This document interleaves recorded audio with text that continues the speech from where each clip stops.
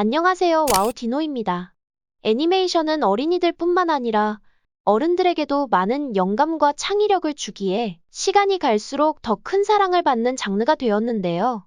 어렸을 적 봤던 한 편의 만화 영화가 어른이 되어서도 힘든 시간을 극복할 수 있는 힘을 주기도 하며 아픈 상처를 위로해 주기도 합니다.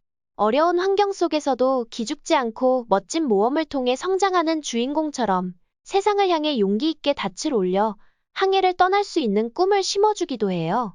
현실에서 볼 수 없는 신비롭고 다양한 캐릭터들은 우리에게 감정이입을 시켜주고 공감 능력을 키워주어 상상력과 모험심을 자극합니다. 또한 사회성과 표현 능력을 향상시켜주기도 해요. 꼭 공룡 애니메이션이 아니더라도 즐거움을 넘어 교육적인 가치도 충분한 애니메이션들이 많기에 만화 영화에 흠뻑 빠지게 되는 것 같아요. 오늘은 지난 영상에 이어 공룡 애니메이션 탑5를 이어가도록 하겠습니다. 그럼 저와 함께 신비의 세계로 모험을 떠나볼까요? 지금 바로 출발하겠습니다. 5위는 안녕 티라노입니다. 빨간 열매를 먹는 괴짜 공룡으로 겁쟁이지만 의리 있는 티라노에게 푸노는 천국을 함께 찾아가자고 제안하는데요. 프테라노돈으로 익룡인 푸노는 고르고의 습격으로 엄마를 잃고 한쪽 날개에 상처를 입었지만 야무지고 당찬 성격이에요. 그럼에도 고르고 앞에서는 벌벌 떨 정도로 깊은 트라우마를 겪고 있습니다. 동굴에서 비를 피하던 중 만나게 된 트리케라톱스인 톱스 또한 고르고에게 엄마를 잃었어요. 굶주려 있던 톱스에게 빨간 열매를 주자 냉큼 받아먹으며 엄마를 봤냐고 물어보는데요. 못 봤다고 하자 울음을 터뜨리는 장면은 안타까운 마음이 전해졌어요. 그 밖에도 안타르크토사우루스인 루크토는 천국을 다스리는 여왕으로 나오며 하얀 악마로 불리며 세상을 공포로 몰아넣는 최종 보스인 고르고사우루스인 고르고 등등 흡입력 있는 캐릭터들이 몰입감을 키워줍니다. 가슴 아픈 비밀과 소중한 약속을 간직한 티라노와 푸논이 그들만의 천국을 찾아 떠나면서 펼쳐지는 우정, 사랑 그리고 희망에 관한 이야기이니 안 보셨다면 관심을 가져보시길 바랄게요. 4위는 굿 다이노입니다. 소행성이 지구를 아슬아슬하게 비껴나간 후 수천만 년이 지났습니다. 산 아래에서 농사를 지으며 살던 공룡 부부에게 태어난 알로는 매우 작은 크기에 겁이 많은 성격이었어요. 다른 형제들처럼 농장 일을 도우려 하지만 닭들에게조차 무시를 받고 형제들에게도 놀림을 당하기도 해요. 소심하고 겁이 많은 알로를 걱정하던 아빠는 아름답게 빛나는 장소로 찾아가 두려움을 극복하는 법에 대해 이야기를 해주었어요. 그러던 어느 날 곡식 저장고에서 옥수수를 훔쳐먹는 범인과 만나게 되는데요. 도둑의 정체는 웬 꼬마 아이였어요. 아빠와 함께 꼬마를 뒤쫓던 중 폭풍으로 인해 아빠를 잃게 됩니다. 슬퍼하던 알로는 또다시 아이를 만나 따라가다 길을 잃고 마는데요.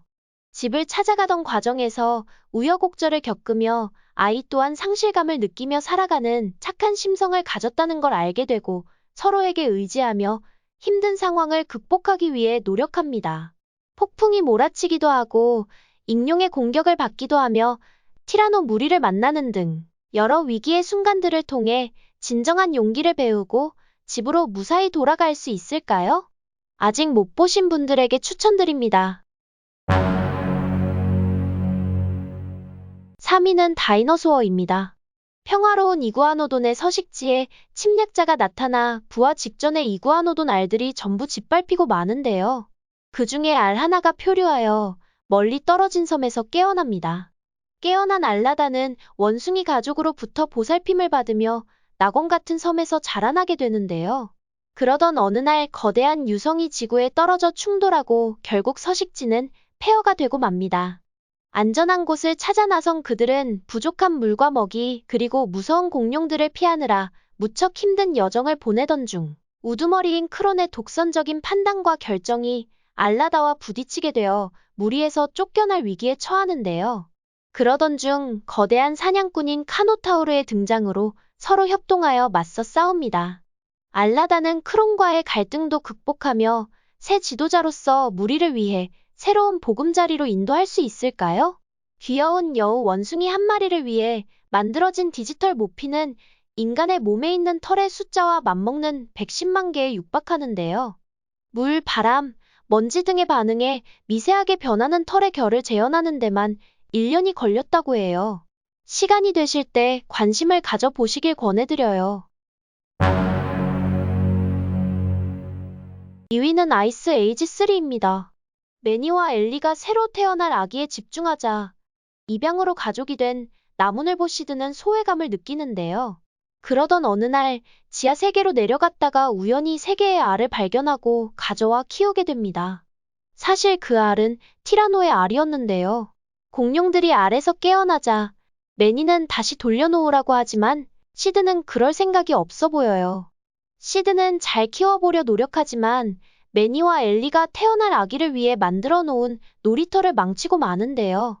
이윽고 자식을 찾아온 엄마 티라노에 의해 새 아기 공룡뿐만 아니라 시드까지 지하세계로 데려가지고 이를 알게 된 매니, 엘리, 크래쉬, 에디는 시드를 구하기 위해 지하 공룡의 세계로 내려가게 되는데요. 가자마자 앙킬로사우루스의 공격을 받는 등 그들의 험난한 여정이 시작되어요. 과연 매니와 엘리는 무사히 시드를 구해 집으로 돌아올 수 있을까요? 시드를 찾기 위한 대소동과 위험천만하고 아슬아슬한 모험이 펼쳐집니다. 온 가족과 함께 보시길 추천드려요. 대망의 1위는 점박이 한반도의 공룡2입니다. 평화로워 보이지만 약육강식의 생존 경쟁이 벌어지는 공룡의 왕국. 재난 이후 가족을 잃고 간신히 둘만 남게 된 공룡의 제왕, 타르보사우루스 점박이와 그의 아들, 막내, 아빠 점박이와 달리 겁이 많고 소심한 막내는 어느 날 악당인 데이노니쿠스 3인방에게 붙잡히고 마는데요. 점박이는 막내의 흔적을 찾기 위해 새로운 모험을 출발합니다. 그러던 중 사라진 딸을 찾는 송곳니와 넉살 좋은 초식 공룡 싸이를 만나 아이들을 구하기 위해 힘을 합치기로 하는데요. 사막과 협곡을 지나 드디어 아들 막내에 대한 단서를 찾게 되지만 너무나 강력한 돌연변이 공룡이 그들을 막아서는데요. 과연 점박이는 막내를 구하고 새로운 낙원에 도착할 수 있을까요?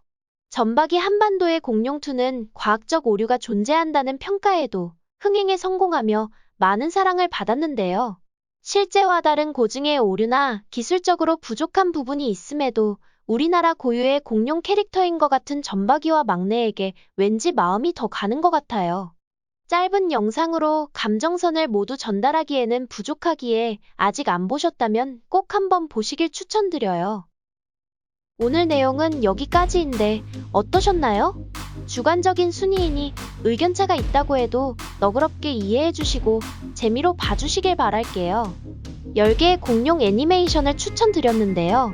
안 본 영화가 있다면 하나씩 봐나가며 자신만의 순위를 매기는 것도 재미있을 것 같아요. 사실 주인공이 공룡일 뿐이지 공룡에 대한 지식이나 정보를 전달하기 위함만은 아니기 때문에 과학적 오류나 완벽한 고증을 따지는 것보다는 영화에서 주고자 하는 긍정적인 메시지를 생각하는 것이 더 좋은 자세가 아닐까 생각해봐요. 부족한 영상이지만 끝까지 함께 해주셔서 다시 한 번 더 감사드립니다. 다음에도 흥미로운 내용으로 또 만나요.